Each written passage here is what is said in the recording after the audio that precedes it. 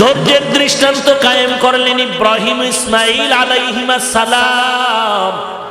ধৈর্য কাকে বলে? বাবায় সন্তানেরে জবাই করবে, মিনা বাজারে গিয়া সন্তানেরে জিগায়, ইন্নী আরা ফিল মানাম আন্নী আযবাহুকা ফানজুর মাযা তারা। ও ইসমাইল, আমি ঘুমের ঘরে স্বপ্ন দেখলাম তোমাকে জবাই করতেছি, বলো তোমার কি মত? ইসমাইল জবাব দিয়া বলতেছেন, ইয়া আবাতি ফআল মা তুমার সাতাজিদুনি ইনশাআল্লাহ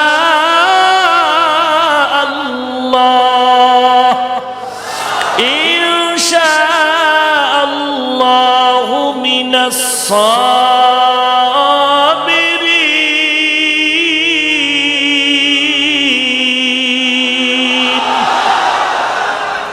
ইসমাইল শিশু বাচ্চা, 6 বছরের সন্তান, ডাক দিয়া বলে, আব্বা জান, ইনশাআল্লাহ আপনি যা দেখছেন তাড়াতাড়ি কায়েম করেন, আমাকে ধৈর্যের মধ্যে আপনি পাবেন,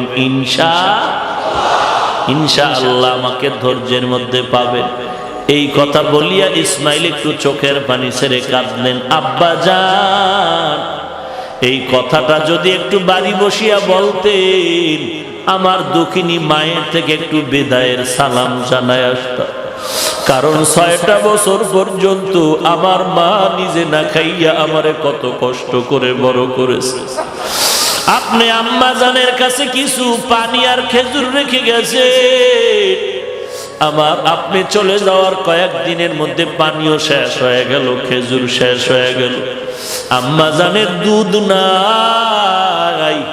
আমাকে ঠান্ডা করার জন্য আম্মা জান তার জিহ্বাটা আমার মুখের মধ্যে দিয়েছিলেন। আম্মা জানের জিহ্বাও পানি নাই, শুকায় গেল। একবারও তো আব্বা আপনি দেখার জন্য আসেন নাই। আমার মা কত কষ্ট করিয়া আমাকে বড় বানাইলেন, ওই মায়ের থেকে একটু বিদায় নিতে পারলাম না, বিদায় নিতে পারি নাই, দুঃখ নাই।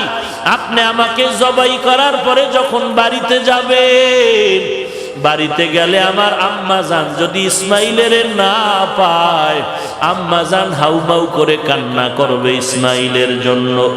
আমি ইসমাইলের পক্ষ থেকে আমার মাকে সালাম দিবেন আর বলবেন, কিয়ামতের ময়দানে সন্তানের সাথে মোলাকাত হয়ে যাবে। আব্বা জান, আপনি আমাকে জবাই করার আগে আমার হাতে পায়ে রশি দিয়া ভালো করে বাঁধবেন, কারণ জবাই করার সময় যদি আমার হাতে পায়ের নড়াচড়া আপনার শরীরে লাগে, বেয়াদবি হয়ে যাবে।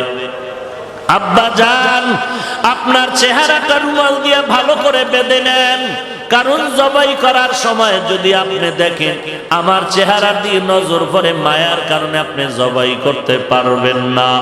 এরে এলাকার মুসলমান যুবক ভাই, আজকে তোমার মতো যুবক সন্তান ইসমাইলের কি হালাত তাকায় দেখো। ওই ইসমাইল এত ধৈর্য ধারণ করেছে, ইব্রাহিম নবী এত ধৈর্যের পরীক্ষা দিলেন, ছুরিটা নিয়ে রেডি হয়ে গেলেন। ইসমাইল শুয়ে গেল, ছুরিকে আল্লাহ অর্ডার করছে ইসমাইলের যেন কোনো ক্ষতি না হয়। যখন ছুরিটা চালায়, একটা পশম পর্যন্ত কাটে না। পাথরের উপরে আঘাত করলেন, পাথর দ্বিখণ্ডিত হয়ে গেল। এবার বলে ইসমাইল আবার শুয়ে পড়, আবারও দেখে কাটে না। এইবার ইব্রাহিম নবী নিয়ত করছে, হাতে রক্ত না লাগা পর্যন্ত ছুরি চালানো বন্ধ হবে না। আল্লাহ ডাক দিয়া কয়, জিব্রাইল জলদি করে যাও, আমার ইসমাইলের সরাইয়া বেহেশত থেকে একটা দুম্বা নিয়ে যাও। দুম্বা নিয়া আমার ইসমাইলের পরিবর্তে ওই দুম্বা ছুরির নিচে লাগায় দাও। ছুরির নিচে যখন লাগায় দিল, ইব্রাহিম নবী ছুরি দিয়া যখন রক্ত হাতে লাগলো, শুকরিয়া আদায় করলেন যে ইসমাইল জবাই হয়ে গেল। কিন্তু তাকায় দেখে না, না, অপরিচিত একটা জানোয়ার জবাই হলো। ইসমাইল পাশে দাঁড়িয়ে আছে। যখন আবার ডাকছে, বাবা আয় আয়, আল্লাহ ওহী নাজিল করে বলে, ইব্রাহিম আর লাগবে না, তাড়াতাড়ি বাড়িতে যাও। হাজেরা কান্না করতেছে, ইসমাইলের জন্য কাঁদে, তাড়াতাড়ি যাও ইসমাইলের মায়ের কোলে ফিরায় দাও। এরে নবীর উম্মতের দল, ধৈর্য বড় দামি একটা সম্পদ। এই ধৈর্য সারা বান্দা তুমি কামিয়াবির দরজা খোলা পাইবা না রে বাবা। তিনটা গুণ থাকলে বান্দা মারেফতের কেলাস করতে পারবা। 1 নাম্বার গুণের নাম আদব, 2 নাম্বার গুণের নাম হলো ধৈর্য, 3 নাম্বার গুণের নাম তওবা, চোখের পানি। ওয়াল্লাযীনা জাহাদু ফীনা লানাহদিয়ান্নাহুম সুবুলানা, যাহারা চেষ্টা করে আল্লাহকে পাওয়ার জন্য, আল্লাহর সন্তুষ্টি অর্জনের জন্য, অবশ্যই আল্লাহ পাক তাদের জন্য বহু রাস্তা খুলে দিবেন। ওয়া ইন্নাল্লাহা লামাআল মুহসিনিন, এবং নিশ্চয়ই আল্লাহ পাক মুহসিন যারা এদের সাথেই থাকেন। রাসূলুল্লাহ সাল্লাল্লাহু আলাইহি ওয়াসাল্লামকে আল্লাহ পাক হাদিসে কুদসির মাধ্যমে জানায় দিলেন, হে নবী উম্মতকে বলেন যে বান্দা বান্দি আমি আল্লাহ পাওয়ার জন্য 1 বিঘা আগাবে, আমি আল্লাহর রহমত তার দিকে 1 হাত অগ্রসর হয়ে যাবে। যেই বান্দা বান্দি আল্লাহ পাওয়ার জন্য 1 হাত আগাবে, আল্লাহ পাকের দয়া করুণা রহমত তার দিকে 2 হাত আগায় যাবে। যেই বান্দা বান্দি আল্লাহ পাওয়ার জন্য হেঁটে হেঁটে আগাবে, আল্লাহ পাকের রহমত দয়া করুণা তার দিকে দ্রুত গতিতে দৌড়াবে। এ হলো আয়াত হাদিসের সংক্ষিপ্ত তরজমা। আল্লাহ রাব্বুল আলামিন তৌফিক দিলে এর উপরে কিছু কথা বলবো। আমা তৌফিকি ইল্লা বিল্লাহ। আল্লাহ সবাইকে কবুল করেন। এত বয়ান হচ্ছে সমাজের মধ্যে, জমিনের মধ্যে, দাওয়াত ও তাবলীগের বয়ান, পীর সাহেবদের বয়ান, ওলামায়ে হযরতদের বয়ান, বক্তাদের বয়ান, জুমার খতিবগণের বয়ান। এত বয়ানের পরেও আমরা দ্বীনের আমলের দিকে আকৃষ্ট হচ্ছি না কেন? একমাত্র কারণ হলো যার ইবাদত করব তাকে চিনি না, আর যে যাকে চিনে না সে তাকে মানে না, আর যে যাকে চিনে সে তাকে মানার মতো মানে। যে যাকে চিনে সে তাকে মানার মতো মানে। কেমন মানে? জীবন দিতে প্রস্তুত হয়ে যায়। কথা ঠিক না? দলের জন্য জীবন দেয়, নেতার জন্য জীবন দেয়, এক যুবতীর জন্য জীবন দেয়। কেন? সে চিনতে পারছে এই লোকটা আমার, আমি তার, সে আমার। তো আল্লাহর জন্য মানুষ আগায় না কেন? পরিচয়টা এখনো গভীর হয় নাই। আর এই পরিচয়টা গভীরতার জন্য অনেক মুজাহাদা, বিশ্বাসের স্তর পাড়ি দিতে হবে। আল্লাহর মারেফত, আল্লাহর পরিচয়ের নাম মারেফতে ইলাহি। আয়াতের মাঝে আল্লাহ পাক তার পরিচয় তুলে ধরতেছেন। কিভাবে তার পরিচয় নিবা, আল্লাহ পাক এ বিষয়ে কিছু কথা ইঙ্গিত করেছেন। আল্লাহ পাক বলেন, যারা চেষ্টা করবে আমাকে পাওয়ার জন্য, ওয়াল্লাযীনা জাহাদু ফীনা আই ফী তালাবি মারদাতিনা, আল্লাহর সন্তুষ্টি অর্জনের জন্য যারা চেষ্টা করবে, লানাহদিয়ান্নাহুম সুবুলানা আয় লানুবাসসিরান্নাহুম তুরুকানা, অবশ্যই আমি আল্লাহ তার জন্য বহু রাস্তা খুলে দিব। একটা নয়, বহু। এই মারেফত নিয়ে আজ আমার সমাজে সোনার বাংলায় দলাদলি আছে না নাই? ধর্ম নিয়ে যত বাড়াবাড়ি আর দলাদলি, বাংলাদেশে দালালি সব চলে, পৃথিবীর কোথাও না চললেও সোনার বাংলায় সব চলে। মক্কা শরীফে যাবেন, কেউ দাঁড়ায়া নামাজ পড়ে, কেউ বসে নামাজ পড়ে, কেউ হাত নাবিতে, কেউ বুকে, কেউ কোনোটায় না ছাইরা দিয়ে খাড়ায় আছে। কোনো দ্বন্দ্ব নাই, কিলাকিলি নাই, সব গজবের কিলাকিলি এই বাংলাদেশে সব। কেন এই কিলাকিলি? সবাই বেশি বুঝে, এই জন্য। কেউ কম বুঝতে চায় না। কম বুঝিন না কয় তোমার থেকে আমি কম বুঝি। এই বেশি বুঝা বড় খারাপ। বুঝা ভালো, বেশি বুঝা চালাক ভালো, অতি চালাক ভালো না। এই মারেফত নিয়েও কিলাকিলি। এই কিলাকিলি করে 3 দল হইছে। কয় দল? 2 দল ভণ্ড, 1 দল হক। ভণ্ড কয় দল? আর 1 দল কি? 1 দল আছে ভণ্ডের মধ্যে, এরা বলে মারেফত বলতে কিছু নাই, তারা ভণ্ড। আসতে বলেন কেন?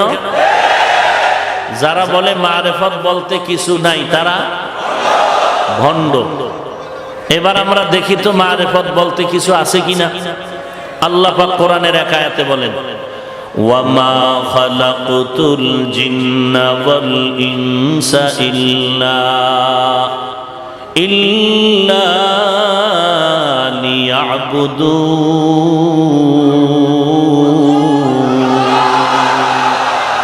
মা খালাকতুল জিন্না ওয়াল ইনসা বিখা জুজ ইবাদাত নিস্তে মাকসুদ আজ্জাহা।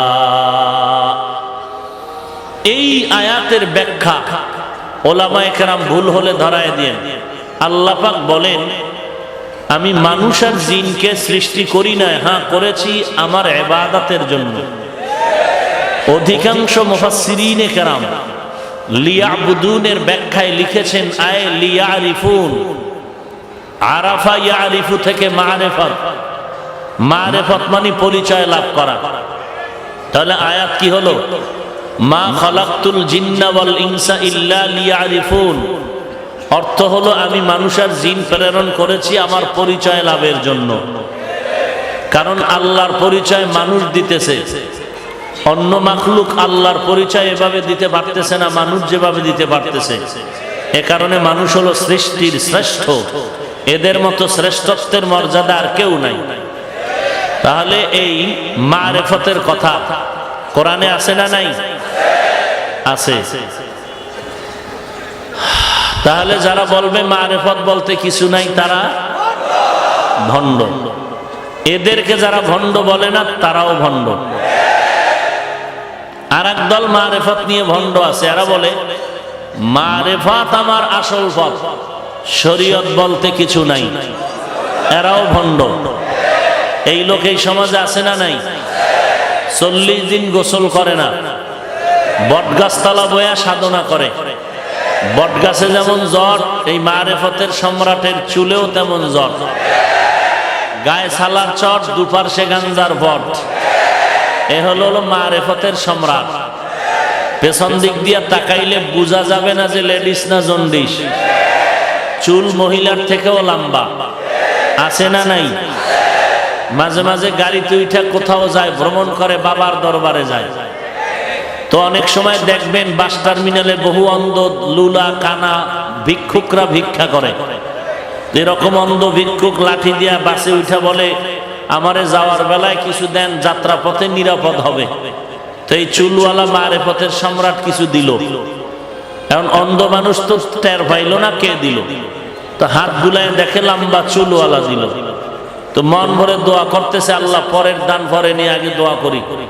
চুলওয়ালা যে দিল চাওয়া মাত্র, আমি অন্ধের দোয়া তো তুমি ফিরাইবা না জানি, মেহেরবানি করে তার গর্ভে একটা নেককার বাচ্চার ব্যবস্থা করো। এ হলো মারেফতের সম্রাটের হালাত। এই যারা শরীয়ত ছাড়া মারেফত নিয়ে দৌড়ায় এরাও ভণ্ড। এদেরকে যারা ভণ্ড বলবে না তারাও ভণ্ড। আর একদল মারেফত নিয়ে আছে, তারা হক। তারা কারা? যারা বলে আমরা মারেফত মানি শরীয়তের ব্যানারের মাধ্যমে। শরিয়াতরা মুকদ্দম দার একনু মারেফত আজ শরিয়াত নিসতে বেরু শরিয়াত হো তরিকত হো তমামি हकीकत में मुहम्मद की गुलामी। আল্লাহ পাক বলেন শরিয়াত রসুলের মাধ্যমে আমি দিয়েছি, আর এর মধ্যেই মারেফত। কিন্তু দেখা যায় না। গাভীর দুধের মধ্যে মাখন আছে না নাই? ছানা, ঘি দেখা যায়। 10 কেজি দুধ নিয়ে যদি বলি ভাই বলো তো এর মধ্যে ঘি আছে, বলে আছে। আমি বলি নাই, 1000 কোটি বার কসম আছে। আমি বললাম দেখাও, তো হাত দিয়ে কেউ খুঁজলে পাবে?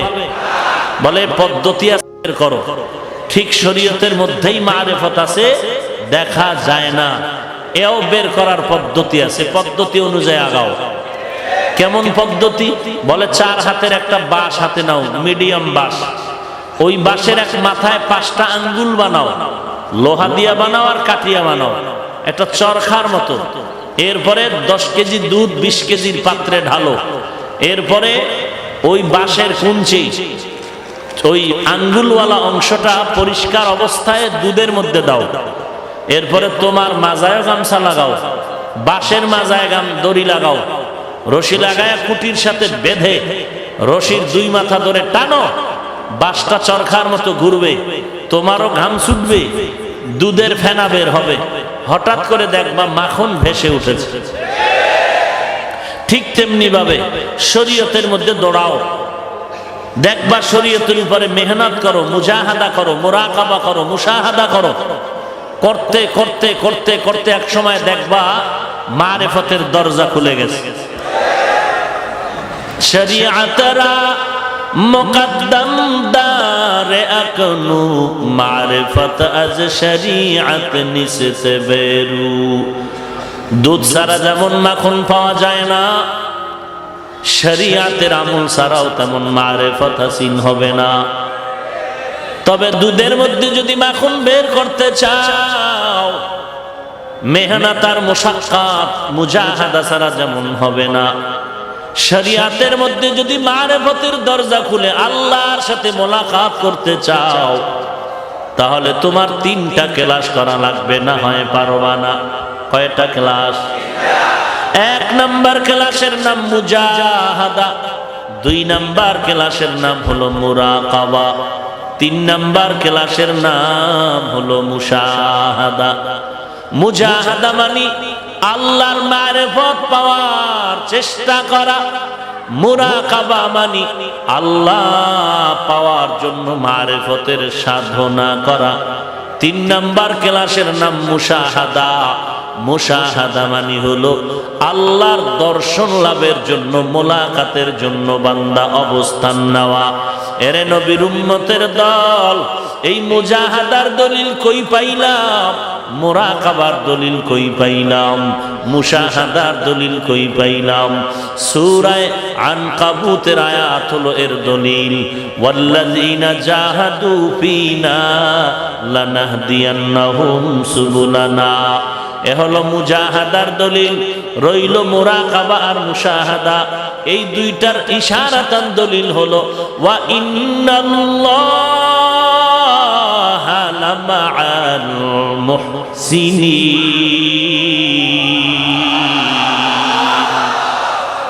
এই কালামে জিন্দা কুরআনে হাকিম, হিকমতে উলা ইয়াজালাসতু কদিম, জামিউল ইলম ফিল কুরআনে হাকিম, তাকাসারাত আনহু আফহামুর রিজালি।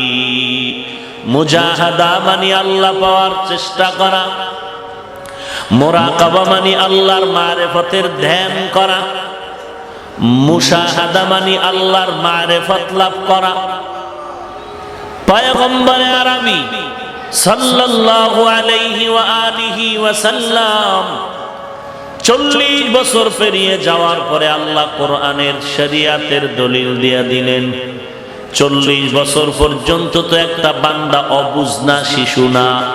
নবীর উপরে 40 বছরে কোরআন আসে নাই, কোনো দাওয়াতের কাজ নবী করেন নাই। তো নবী এই দীর্ঘ 40 বছর কি করলেন?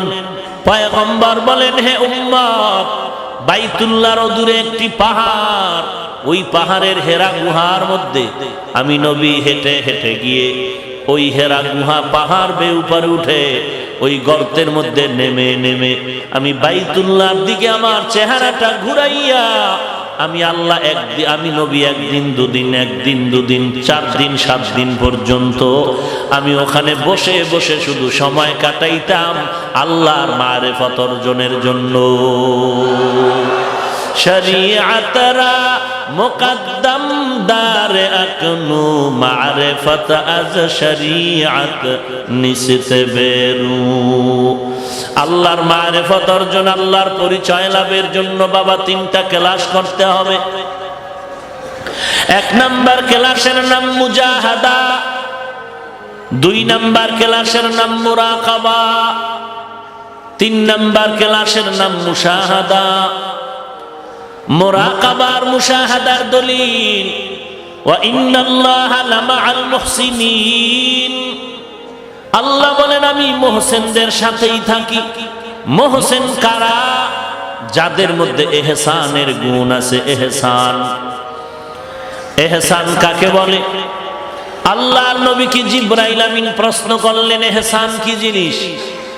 হাদিসে জিবরাইলের মধ্যে নবী ইহসানের বয়ান করেন, আন তা'বুদাল্লাহা কাআন্নাকা তারাহ ফাইন লাম তাকুন তারাহ ফাইন্নাহু ইয়ারাক।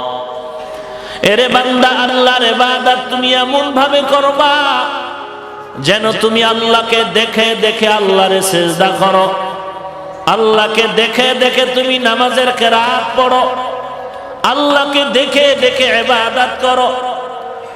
যদি বান্দা তুমি আমলের দুর্বলতার কারণে আল্লাহকে দেখতে না পাও, এতটুকু নিয়ত করো, যদিও তুমি আল্লাহকে দেখো না, তবে আল্লাহ তোমাকে আমাকে তাকায়া সব দেখতেছেন। আল্লাহকে দেখে দেখে ইবাদত করার নাম হলো মুশাহাদা। আর আল্লাহ দেখতেছেন এই ধ্যানে নামাজ ইবাদত করার নাম হলো মুরাকাবা। পয়গম্বরের সাহাবী হযরত আলী রাদিয়াল্লাহু তাআলা আনহু, কেউ জিজ্ঞেস করলেন, ওরে আলী, তুমি যে আল্লাহর ইবাদত করো, কোনদিন তুমি আল্লাহকে দেখছো নাকি? হযরত আলী বলেন, রে ভাই, আমি এমন আল্লাহর ইবাদত করি না যে আল্লাহকে আমি আলী নিজে দেখি না। তো আল্লাহকে যে দেখে দেখি তুমি আল্লাহর ইবাদত করো, বলো আল্লাহ কেমন? আল্লামা ফরিদউদ্দিন আত্তার রহমাতুল্লাহ আলাইহি বলেন, আল্লাহ কেমন? হিচে কসদর মুলকে উ আম্বাজো নেই, কৌলে উরা লাহনে নেই, আওয়াজ নেই। হিচে কসদর মুলকে উ আম্বাজো নেই, কৌলে উরা লাহনে নেই, আওয়াজ নেই। तू दिल में तू आता है समझ में नहीं आता, तू दिल में तू आता है समझ में नहीं आता, बस जान लिया मैं तेरे पहचानू यही है, बस जान लिया मैं तेरे पहचानू यही है। আল্লাহর কোনো আকার নাই, কোনো রং নাই, কোনো ঘ্রাণ নাই, কোনো আকৃতি নাই। তবে আল্লাহ কেমন? বলে আল্লাহ কেমন এটা অনুভব করা যায়, বুঝাবার কোনো ভাষা বান্দার জবানে নাই। ইলিশ মাছ দিয়া তুমি পান্তা খাইলা রমনা বটমূলে, কি মজা! সারাটা দিন শুধু মজা মজা জিকির করলা। কেউ যদি বলে, রে ভাই, তুমি যে ইলিশ মাছ মজা করে খেয়েছো, বারবার জিকির করো মজা মজা মজা, বলো মজাটা কেমন? লম্বা কত হাত, বাটি কত হাত, কালো না সাদা? বলে মজা জিনিসটা অনুভব করা যায়, বুঝাবার কোনো ভাষা আমাদের জানা নাই। আল্লাহ কেমন? আল্লাহর কোনো রং নাই, নাহান নাই, আওয়াজ নাই। ও আল্লাহ কেমন? বলে এটা অনুভব করা যায়, বুঝানোর কোনো সুযোগ নাই। তবে আল্লাহকে যদি একটু পেতে চাও, আল্লাহর যদি একটু ঘেরান পেতে চাও, আমার আল্লাহর কুদরতের দিকে নজর করে একটু খেয়াল করো, তো আল্লাহর কুদরতের ঘেরান পাইবা। রব্বানা মা খালাকতা হাযা বাতিলা, এরে বান্দা তাকায় দেখ, কেমন সুন্দর আসমান, জমিন থেকে 500 বছরের দূরত্বের উপরে আসমান, এক একটা আসমান 500 বছরের মোটা। ওই আসমানটা নবী বলেন আমি মেরাজের রাত্রে ঢুকলাম, আসমানটায় ঢুইকা আল্লাহর অনেক কুদরত আমি দেখলাম। ওখান থেকে আমি আবার উপরে গিয়ে দেখলাম 500 বছরের দূরত্ব খালি জায়গা। ওখান থেকে উপরে গিয়ে দেখলাম দ্বিতীয় আসমান, ওটাও মোটা 500 বছরের দূর। এর উপরে গেলাম আবার খালি জায়গা 500 বছরের দূরত্ব। এর উপরে গেলাম আবার তৃতীয় আসমান, ওই আসমানটাও মোটা 500 বছর। এর উপরে গেলাম খালি জায়গা। এর উপরে গেলাম 500 বছর দূরত্ব পেরিয়ে চতুর্থ আসমান। চতুর্থ আসমানের দরজা দিয়ে ঢুকিয়া দেখলাম ওই আসমানের মধ্যে আল্লাহ দুনিয়াতে যে আলো দেয় সূর্য, ওই সূর্যটা চতুর্থ আসমানের মধ্যে লাগানো আছে। চতুর্থ আসমানের মধ্যে সূর্য লাগানো। ওখান থেকে 3টা আসমান ভেদ করে জমিনের মানুষের আলো দেয়। 3টা আসমান ভেদ করে কেমনে আলো দেয়? মদিনার নবী বলেন আল্লাহ যত আসমান বানাইছেন প্রত্যেকটা আসমান আল্লাহ স্বচ্ছ গেলাস দ্বারা তৈরি করেছেন। গেলাস দিয়ে লাইটের উপরে ধরেন 1000 গ্লাস ভেদ করে আলো আসবে। সূর্যটা এমন আলো দেয়। আর আল্লাহ যে স্বচ্ছ গেলাস দ্বারা আসমান বানাইছেন সেটা কেমন স্বচ্ছ আল্লাহ ভালো জানেন। ওখান থেকে সূর্য আলো দিতেছে। বিজ্ঞানীরা বলে 9,30,00,000 মাইল উপরে এই পৃথিবী নামক গ্রহ থেকে 13 লক্ষ গুণ বড় সূর্য। এর নবীর উম্মতের দল, একটা খুঁটি নাই, কোনো কিছু নাই, এগুলো কে দাঁড় করায় রাখলেন? তিনি হলেন আমার আল্লাহ। या इलाही तू मेरा माबूद है, या इलाही तू मेरा माशूक है, या इलाही तू मेरा सत्तार है, या इलाही तू मेरा गफ्फार है। एरे नबीर उम्मत आशिकेर दल, আল্লাহর কুদরতের দিকে তাকাও। আল্লাহর দেওয়া কুদরত, আসমান জমিন গ্রহ নক্ষত্র, কেমন আল্লাহর কুদরত। তাফাক্কারু ফিল্লাহ ওয়াল ফি খালকিল্লাহ ওয়ালা তাতাফাক্কারু ফিল্লাহ। আল্লাহ নিয়ে গবেষণা করিও না, আল্লাহর মাখলুকত নিয়ে গবেষণা করো। এই যে 60-70 বছর, 40 বছর, 30 বছর জবান দিয়া কথা বলো, দুনিয়াতে মাইকে কথা বলি, 2 ঘন্টা মাইক চলে, 4 ঘন্টা চলে, মেশিনটা গরম হয়, ফ্যানের বাতাস দিয়া ঠান্ডা করতে হয়। কিন্তু বান্দা তাকায় দেখ, একটা গাড়ির ইঞ্জিন চলতেছে, বারবার তেল নিতে হয়, গ্যাস নিতে হয়। দুনিয়াতে আসার পর জিহ্বা নাড়ায় নাড়ায় কত কথা সাপ্লাই দিলে রে বাঙালি মুসলমান, আজও পর্যন্ত জিহ্বাটা ব্যথা করে না। এই যে কথাগুলো কোন মেশিনে সাপ্লাই হয়, এই মেশিনটা কে বানাইলেন, আর এই মেশিনটা কখনো বন্ধ হলো না। এই মেশিনটার মধ্যে কে তেল দেয়, কে পেট্রোল দেয়, কে অকটেন দেয়, কে গ্যাস ঢুকায়। এর নবীর উম্মতের দল, এগুলো যদি কই তালাশ করো আমার আল্লাহকে, আল্লাহ বলেন ও বান্দা তুই আমার কুদরতের দিয়ে তাকায় দেখ, আমি আল্লাহ খুবই নিকটে। ওয়া নাহনু আকরাবু ইলাইহি মিন হাবলিল ওয়ারিদ, আমি তোর সার রগের থেকে অনেক নিকটে রে বান্দা। ফাআইনামা তুআল্লু ফাসাম্মা ওয়াজহুল্লাহ, এরে বান্দা তুই যেদিকেই তাকাও সেদিকেই আমি আল্লাহ। বলে আমি কত নিকটে জানো, তোর মধ্যে তুই তালাশ কর। ওয়াফি আনফুসিকুম আফালা তুবসিরুন,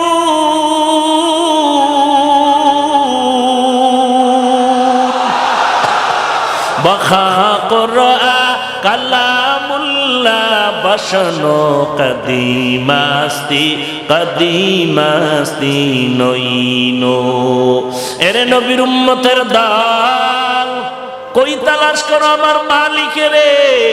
আল্লাহ বলেন আমি তো তোর নিকটেই, তুই যেদিকেই তাকাবি সেদিকেই তো আমি হাজির। আল্লাহ আমার হাজির, আল্লাহ আমার নাজির, আল্লাহু হাজিরি আল্লাহু নাজিরি। এরে নবীর উম্মতের দল, আল্লাহকে তুই কোথায় তালাশ করো রে বান্দা? আমি আল্লাহ তোর অতি নিকটে আছি রে বান্দা। আমি আল্লাহর কুদরত নিয়ে গবেষণা কর, আমি আল্লাহর মোহাব্বতে দৌড়াইতে থাকো, আল্লাহকে তালাশ করতে থাকো। এরে নবীর উম্মতের দল, আমি আল্লাহকে কোথায় তালাশ করো রে বান্দা? হাজী এমদাদুল্লাহ মুহাজির মক্কি রহমাতুল্লাহ আলাইহি পাও সোজা করে ঘুমায় না, শোয় না, বসে না। রশিদ আহমদ গঙ্গোহী রহমাতুল্লাহ আলাইহি জিজ্ঞেস করলেন, হযরত আপনি পাও বাঁকা করে থাকেন কেন, সোজা করেন না? হাজী ইমদাদুল্লাহ চিৎকার করে বলেন, রশিদ আহমদ কি প্রশ্ন করলা? আমি যেদিকেই পাওটা খুলতে চাই ওদিকেই আমি আল্লাহর কুদরতের নূরের তাজাল্লি দেখতে পাই। আমি যেদিকেই তাকাই সেদিকে আল্লাহর নূরের তাজাল্লি, এটা দেখা যায় না। হ্যাঁ, এটা সবাই পারবে না রে বান্দা। এগুলো নিয়ে মুজাহাদা করতে হবে, মুরাকাবা করতে হবে, মুশাহাদা করতে হবে। এরে নবীর উম্মতের দল, এ ক্ষমতা আমার আল্লাহ পাক রব্বুল আলামিন দান করতেছেন। এরে নবীর আশিক উম্মতের দল, আল্লাহ রব্বুল আলামিনের ক্ষমতা, আল্লাহর কুদরতের কারিশমা। ওয়া ইযা সাআলাকা ইবাদি আন্নী ফাইন্নী করিব উজিবু দাওয়াতাদ দাঈ ইযা দাআন ফালইস্তাজিবু লি ওয়াল ইউমিনু বি লাআল্লাহুম ইয়ারশুদুন।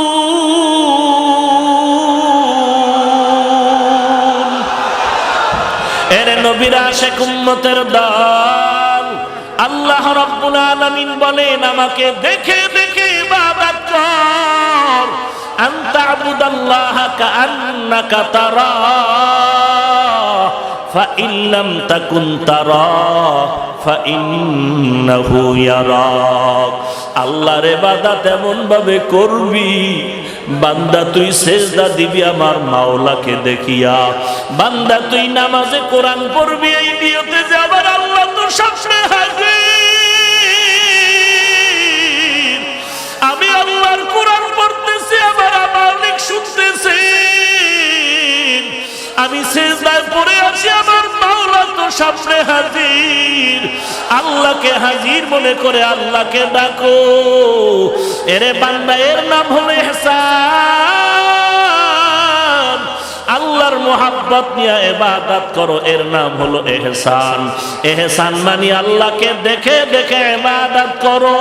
আল্লাহকে যদি দেখতে না পাও, যে আমি আল্লাহকে যদিও দেখি না তবে আল্লাহ আমাকে দেখতেছেন। কাদের কুদরত দানি বরকামাল আন্তা রব্বি আন্তা হাসবি জুল জালাল তুহি কাদের জলিলুল্লাহ জাহাদার বহর হালে তুহি মেরা নেগাহদার। এরে নবীর উম্মতের দল, এই দরওয়াজা বড় মারাত্মক। এরে বান্দা, এই দরওয়াজায় পৌঁছতে হলে মুজাহাদা করা লাগবে, মুরাকাবা করা লাগবে, মুশাহাদা করা লাগবে। এই দরজায় সাধনা যারা করেছেন তারা একবার এই দরজা পেয়ে গেল। এই বান্দা হযরত আলী এই দরজা পেলেন, সাহাবায়ে কেরাম এই দরজা পেলেন। এরে নবীর উম্মতের দল, এই দরওয়াজা ইমাম আজম আবু হানিফাকে আল্লাহ দান করলেন। এরে নবীর উম্মতের দল, এই দরজা মুসা নবী আল্লাহ মুসা নবীকে দান করলেন। এরে নবীর উম্মতের দল, আল্লাহকে দেখে দেখে ইবাদত করা হলো মুশাহাদা। আর আল্লাহ দেখেন, আল্লাহ দেখেন, আল্লাহ দেখেন, এই ধ্যানে ইবাদত করার নাম মুরাকাবা। এই তিনটা ক্লাস যদি তুমি করতে চাও, ক্লাস করতে হলে তো ওস্তাদ লাগবে কি লাগবে না? এই ওস্তাদ হলো একমাত্র রুহানি জগতের পীর মাশায়েখ আল্লাহওয়ালারা। সোহবতে সালে তোরা সালেহ কুনাত, সোহবতে তালে তোরা তালে কুনাত, এক জমানা সোহবতে বা আউলিয়া বেহতার আজ সদ সালে তাআত বেরিয়া। এই কথা বুঝাইতো মুসিবত, বড় মুসিবত। পটিয়া মাদ্রাসার বাণী মুফতি আজিজুল হক রহমাতুল্লাহ আলাইহি স্টেজে বসে আছেন, বক্তা সাহেব বয়ান করতেছেন। এমন বয়ান ময়দানের মানুষের মধ্যে যেন কেমন এক জাহান্নামের ভয়ের হালাত শুরু হয়ে গেল। খই যেমন ফোটে, বান্দাগুলো তেমন যেন চিৎকারের আওয়াজ। আল্লাহর বান্দা পাগলের মতো হয়ে গেল। মুফতি সাহেব রহমাতুল্লাহ আলাইহি দাঁড়ায় বলে, বক্তা সাহেব বয়ান বন্ধ করেন। বয়ান বন্ধ করার পর মাইকটা হাতের মধ্যে নিলেন। হাতের মধ্যে মাইক নেওয়ার পরে শ্রোতাদের দিকে নজর করে বলেন, রে ভাই, আমি মুফতি আজিজুল হক রুহানিয়াতের জগতে যা অর্জন করেছি, আমার পক্ষ থেকে এই বক্তা সাহেবের বয়ানে আমি আকৃষ্ট হয়ে তারে আমার রুহানিয়াতের ফায়েজ ও বারাকাতের খেলাফত দিয়া দিলাম। এবার বক্তা সাহেব বয়ান করেন। আবার বয়ান শুরু হয়ে গেল। মুফতি সাহেব হুজুর নজর করে দেখে বয়ান আগের মতো রং লাগে না, রুহানিয়াতের ঘেরান কেমন যেন কমে গেল। আবার মাইক থামায় বললেন, এই উপস্থিত মুসল্লিয়ানে কেরাম, আমি আজিজুল হক যেই খেলাফত দিয়েছিলাম তা ফিরাইয়া নিয়ে গেলাম। আপনারা প্রশ্ন করবেন, দিলেন কেন, নিলেন কেন? জবাব হলো, বক্তা সাহেব যখন বয়ান করতেছিলেন তখন রুহানিয়াতের এক রং লাগতেছিল, এমন রং মনে হয় যেন তাআল্লুক আর মা আল্লাহ হয়ে যাইতেছিল। নবী পিপিলিকার কাহিনীগুলো শুনতেছেন। এর মধ্যে নবীর দরবারে একটা পাখি ছিল, হুদহুদ নামের একটা প্রাণী। ও হলো পানির দায়িত্বে, নাকটা লাগায় দেখবে কোথায় পানি আছে। হুদহুদ বলে দেওয়ার পর নবী সুলাইমান বলতেন, জিনদেরকে তাড়াতাড়ি মাটি খনন করে পানি উঠা, ওযু করব, নামাজ পড়ব। হুদহুদ চলে গেল নবীর অজান্তে। আর এক রানী বিলকিসের এলাকায় হুদহুদরে না পাইয়া সুলাইমান নবী চিৎকার করে বলেন, কই গেল? মা লিয়া লা আরাল হুদহুদ, কি হলো যে আমার হুদহুদকে দেখি না কেন? আমি আজকে ওকে কঠিন শাস্তি দিব, জবাই দিব। হুদহুদ উপরে উঠা বিলকিসের ঘটনা নিয়ে আসতে হাজির। ওই পাখিদের মধ্যে, প্রাণীদের মধ্যে উপদেশটা হলো ঈগল পাখি। সুলাইমান নবী কয়, ঈগল গিয়া দেখ হুদহুদ কই, কানে ধরে নিয়ে আস। ঈগল পাখি উপরে উঠা মারাত্মক অবস্থা, চোখ গরম করে হুদহুদের ধমকায়, গেলি কই, তোরা খবর আছে? কিসের খবর? বলে, সুলাইমান নবী আমার ওয়ার্ডার করেছে, তাড়াতাড়ি যাও, তোমাকে কঠিন শাস্তি দিবে। এই কথা শুনে বলে, ঠিক আছে নবী সুলাইমান আমার শাস্তি দিবে, তুই কেন চোখ গোড়াও, চোখ বড় করে তাকাও। এবার সুলাইমান নবীর কাছে আসলেন। আসার পরে সুলাইমান নবীকে বললেন, ও নবী, আমি আজকে এমন একটা খবর আপনাকে দিব যেই সম্পর্কে আপনিও জানেন না, নবী হইছেন জানেন না। কেন নবী জানেন না? আপনি গাইবের মালিক না। গাইবের মালিক কে? কুল লা ইয়ালামু মান ফিস সামাওয়াতি ওয়াল আরদিল গায়বা ইল্লাল্লাহ। আল্লাহর নবীকে আল্লাহ বলেন, আপনি জানায়া দেন আসমানের বাসিন্দারাও গায়ব জানে না, জমিনের বাসিন্দারাও গায়ব জানে না। গায়বের মালিক কে? সুলাইমান নবী কয়, কি জানি না, বল। বলে, আপনার এই দেশের মধ্যে, রাষ্ট্রের মধ্যে এক মহিলা রাষ্ট্রপ্রধান হয়ে আছে। চিঠি লেখলেন, ইন্নাহু মিন সুলাইমান ওয়া ইন্নাহু বিসমিল্লাহির রহমানির রহিম। চিঠি পৌঁছায়া দাও। লম্বা কথা, শেষ পর্যন্ত নবী দাওয়াত দিলেন, বিলকিস রমণী তাড়াতাড়ি মাথা নত করে এসে আমার কাছে মুসলমান হয়ে যাও। বিলকিস রমণী আসতেছে রেডি হইয়া।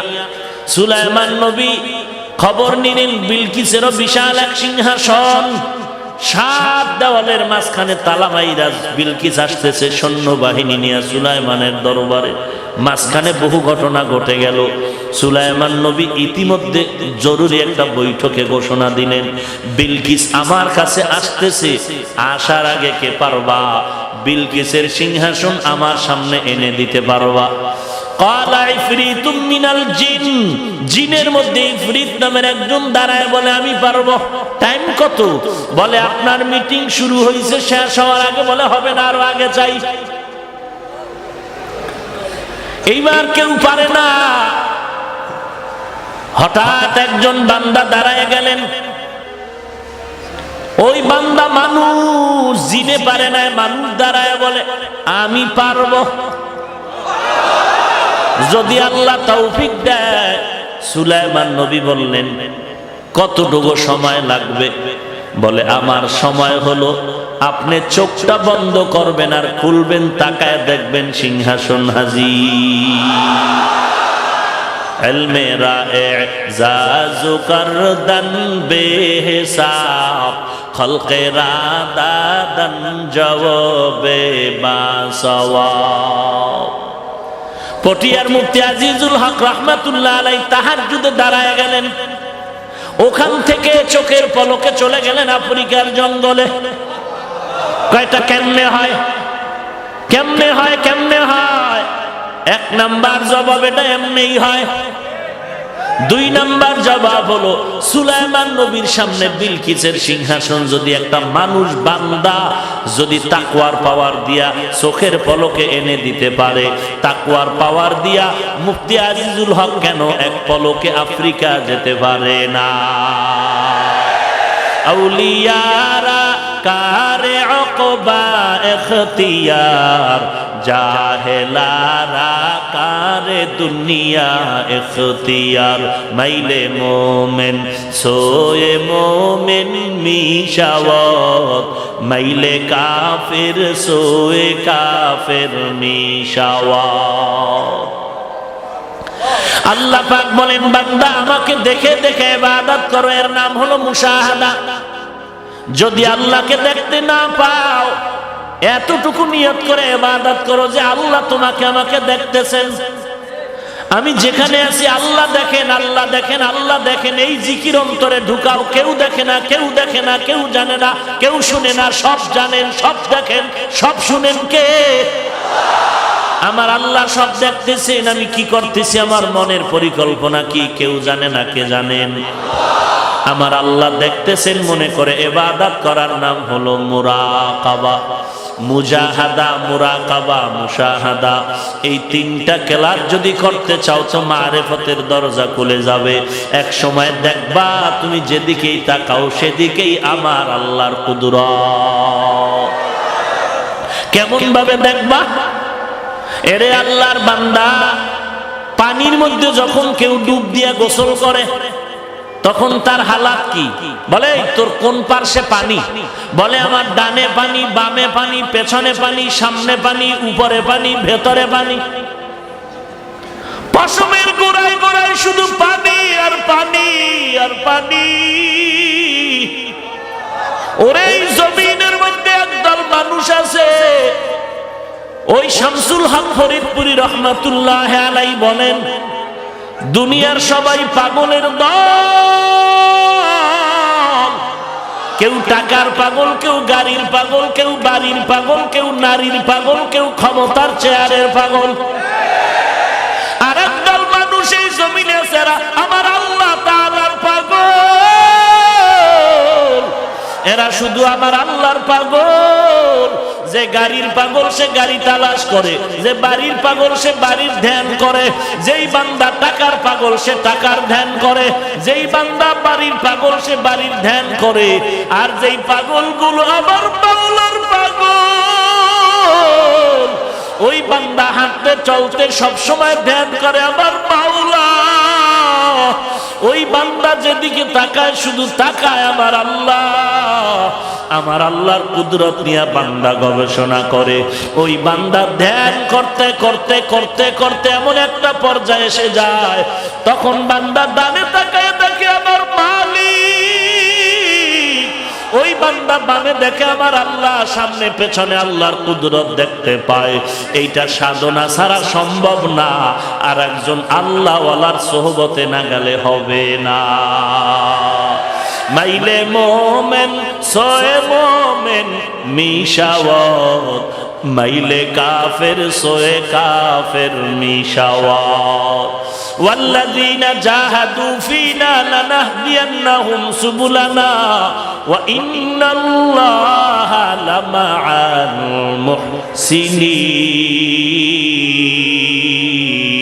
মুহসিনিন। ক্লাস কয়টা মনে থাকবে? কই মনে করলে কি হবে? বলে আল্লাহর সাথে মোলাকাত হয়ে যাবে। আল্লাহর সাথে মোলাকাত।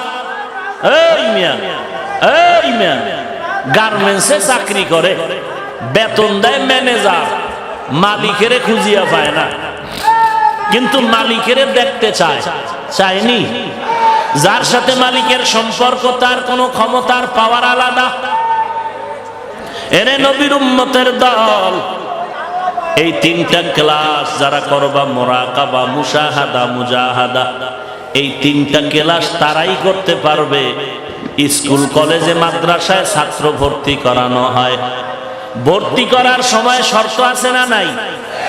আছে না নাই?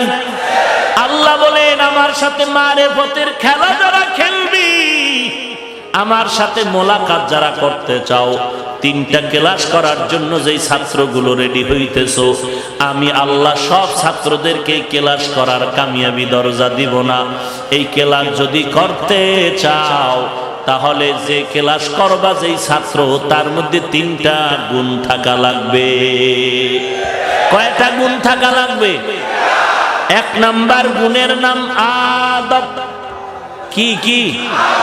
লিকুল্লি শাইইন জিনাতুন ফিল ওয়ারা ওয়া জিনাতুল মারই তামামিল আদাবি আজ খোদা খা হিমে তৌফিকে আদব বে আদব মাহরুমে গাশ আজ ফজলে রাব।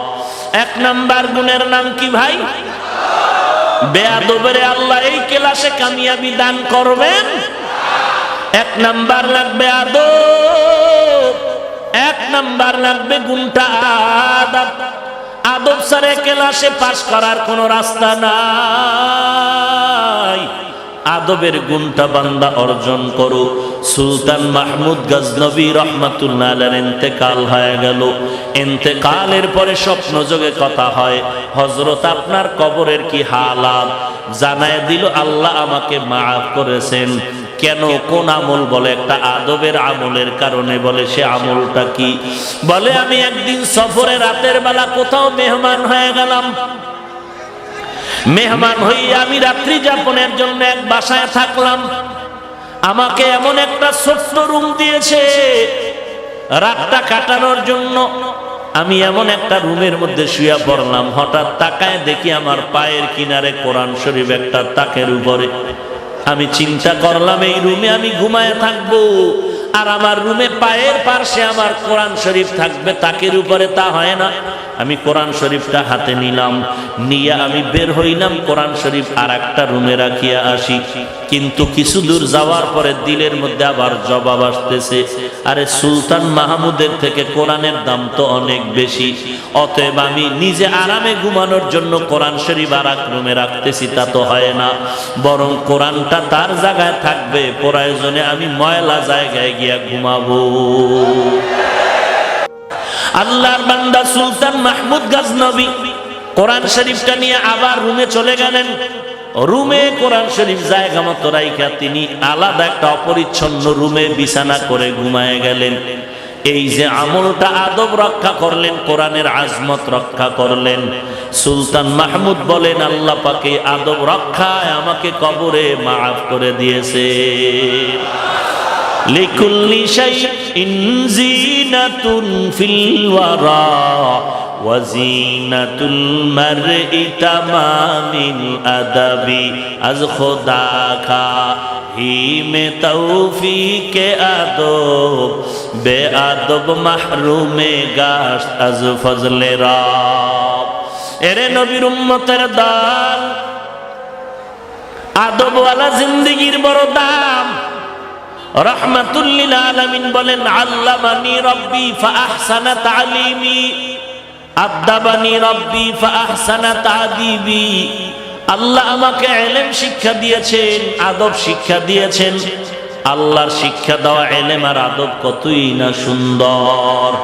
যেই লোকটার মধ্যে আদব নাই তার কোনো দাম নাই, যত বড় শিক্ষিত হোক না কেন। আর একটা মূর্খ লোকের মধ্যেও যদি বিনয় থাকে, আদব থাকে, তার সবাই সম্মান করে। আদবওয়ালা জিন্দেগির বড় দাম। এরপরে বলে, বান্দা তুমি যদি 3টা ক্লাস করতে চাও 3টা গুণ লাগবে। 1 নাম্বার গুণের নাম আদব, 2 নাম্বার গুণের নাম হলো ধৈর্য। ধৈর্য ছাড়া তুমি এই ক্লাস করতে পারবা না। আর ধৈর্য ধারণ করলে লাভ কি জানো? বিনা হিসাবে হাসরের দিন আল্লাহ বলবে জান্নাতে যা। ইন্নামা ইউওয়াফাস সাবিরুনা আজরাহুম বিগাইরি হিসাব।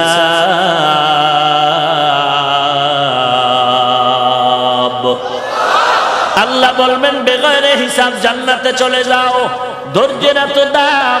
ইয়া আইয়ুহাল্লাযীনা আমানুসবিরু ওয়া সাবিরু ওয়া রাবিতু ওয়াত্তাকুল্লাহ ওয়া লানাবলুওয়ান্নাকুম বিশাইইন মিনাল খাউফি ওয়াল জু'i ওয়া নাকসিম মিনাল আমওয়ালি ওয়াল আনফুসি ওয়াস সামারাত ওয়া বাশশিরিস সাবিরিন।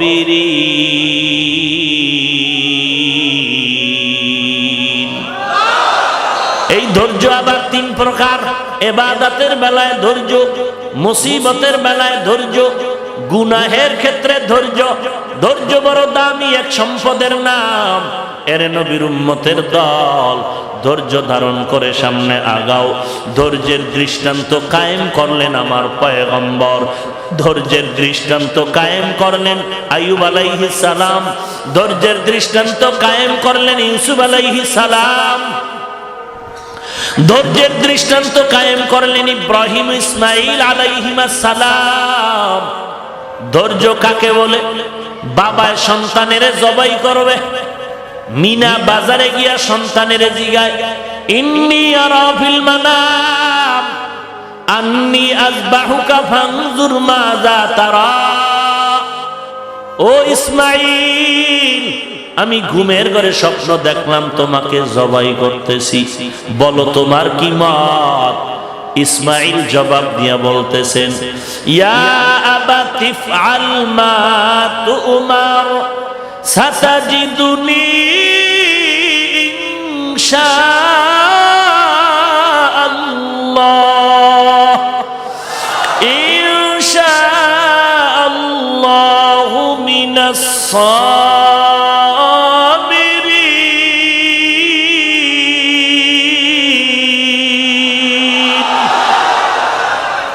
ইসমাইল শিশু বাচ্চা, 6 বছরের সন্তান।